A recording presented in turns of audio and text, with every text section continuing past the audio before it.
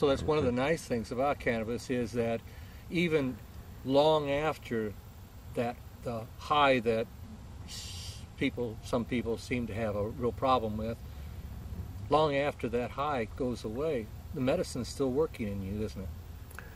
Yeah, the effects of the medicine and the effects of the medicine I used yesterday are if not actively working on my muscles at the moment, they've set the stage for a more relaxed day today. I see. And I'm not worried. I'm not worried about embarrassing myself or looking like I can't remember my own name, things like that. You met a person who stuttered in California, didn't you? Yeah, Jacqueline Pedersen, and very sweet lady, isn't she? Yeah, my heart really went out for her because she has a worse problem that I ever had with stuttering, partly because she has cerebral palsy, and I'm not sure how much of her stuttering that's responsible for, but it's partly responsible for it.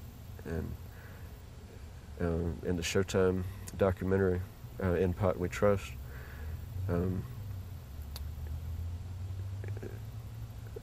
she seemed, as a stutterer, just to watch her go through the struggle of talking and even to the point of repeating sentences that the people around her understood what she was trying to say, but she still had to say it just for herself.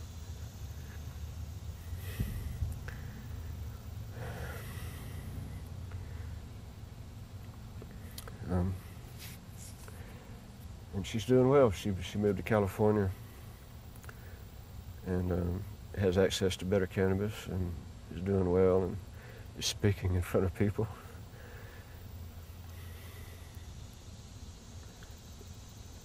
Which is a very inspiring thing for all of us. Mm-hmm.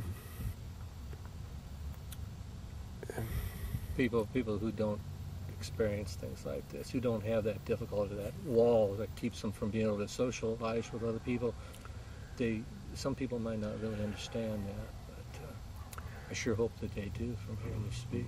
Yeah. And incidentally, in England, Tourette's syndrome is recognized as a condition that cannabis is indicated for, and they're having remarkable results with it.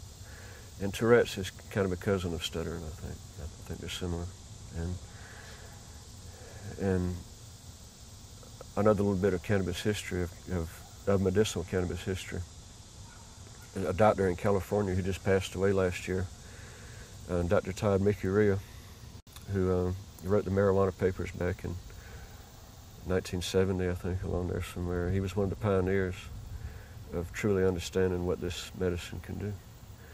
And he caught a lot of flack in California after the passage of the medical marijuana bill because he wrote so many prescriptions for medical marijuana. He really believed it was useful for a wide variety of conditions, and the law was written to allow that, so he wrote recommendations for a variety of conditions that at that time was not yet recognized as being within the purview of cannabis medicine.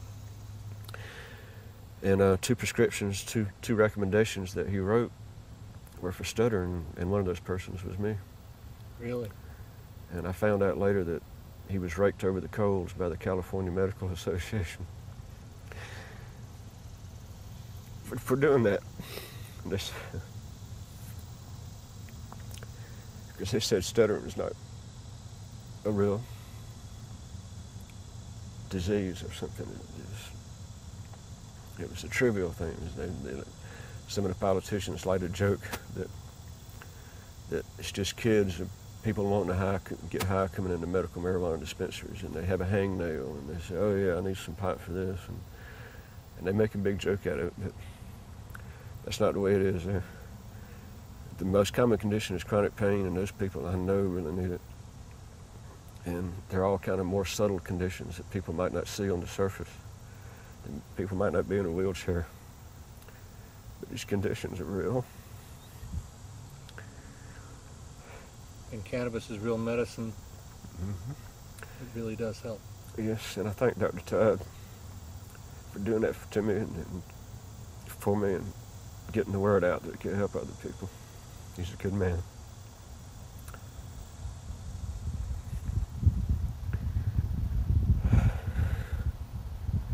Well, I think we got a good one. I think it sounds great. Thanks, Ervin. Appreciate it, buddy.